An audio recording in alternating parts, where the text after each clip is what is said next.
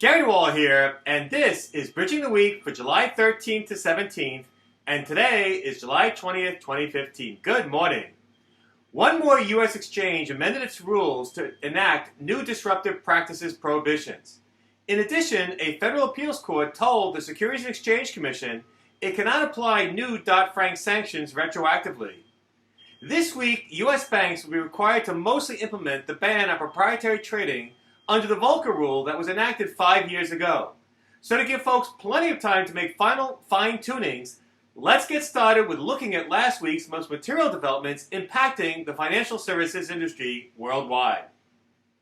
CBOE Futures Exchange became the latest designated contract market to propose specific rules to ban disruptive trading practices. Previously, the exchange solely had prohibited disruptive practices by copying almost verbatim the relevant provisions of federal law into its own rules. CFE now proposes to continue to include the federal law provisions and to additionally include other provisions that mostly copy rules of CME Group prohibiting disruptive practices. The exchange also proposes to adopt policies and procedures related to its amended rule that provide guidance. The policy and procedures mostly track the frequently asked questions published by the CME Group late last year related to its disruptive practices prohibitions. Generally, CFE prohibits 7 trading practices, some of which appear overlapping, including violating bids or offers, entering or causing the entry of an order or quote with the intent at the time of entry to cancel or modify the order to avoid execution, and entering or causing the entry of an actionable or non-actionable message with the intent to mislead other market participants, overload, delay, or disrupt exchange systems or systems of other market participants, and disrupt or with reckless disregard for the adverse impact on the orderly conduct of trading or the fair execution of transactions. Most importantly, as at the CME Group, on CFE, all orders must be entered for the purpose of executing bona fide transactions.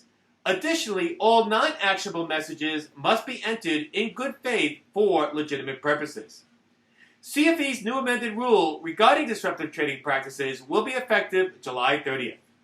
Unfortunately, despite trying, I think CFE does not help any more than the CFTC or other exchanges to give practical guidance on what constitutes disruptive practices.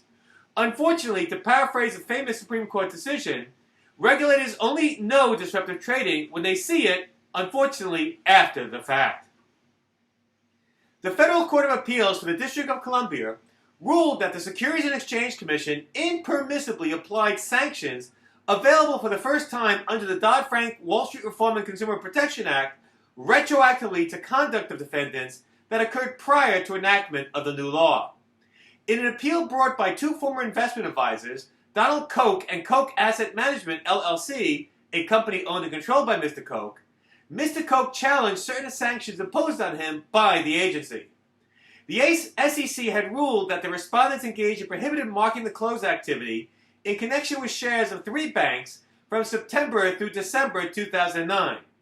As a result, the SEC barred Mr. Koch from working with any stockbroker, dealer, or investment advisor going forward, potential sanctions that were available pre-Dodd-Frank, as well as with any municipal advisor or nationally recognized statistical rating agency, potential sanctions that were made available for the first time as part of Dodd-Frank. The court upheld all findings of the SEC against both respondents. However, the court ruled that the SEC could not impose sanctions on Mr. Koch that were only available after the enactment of Dodd-Frank in 2010 for conduct that occurred in 2009 prior to the enactment of the new law.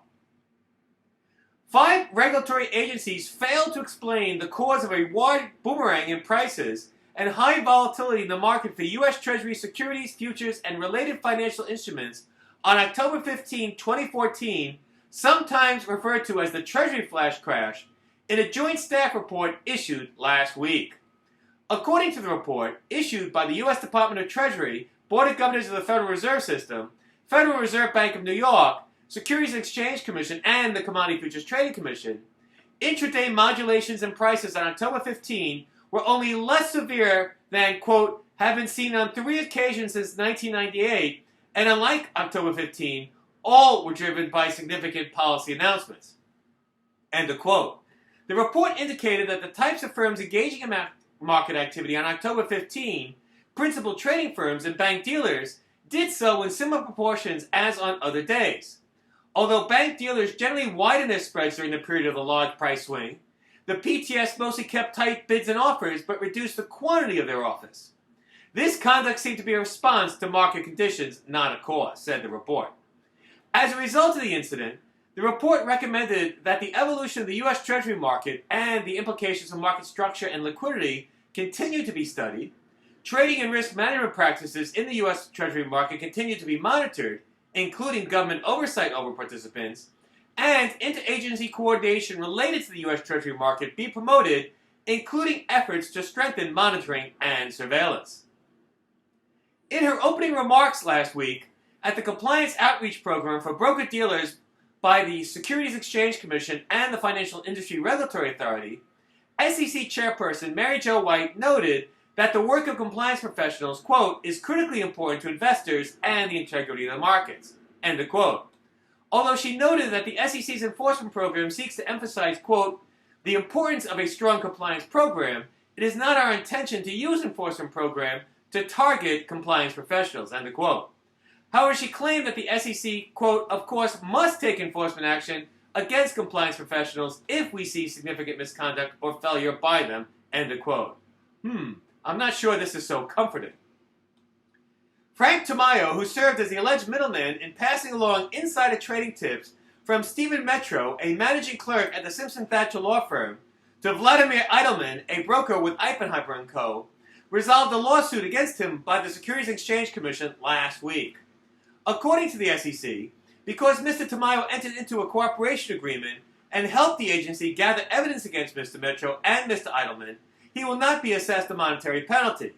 Instead, he will only be required to disgorge trading profits in excess of more than $1 million US, subject to court approval, of course.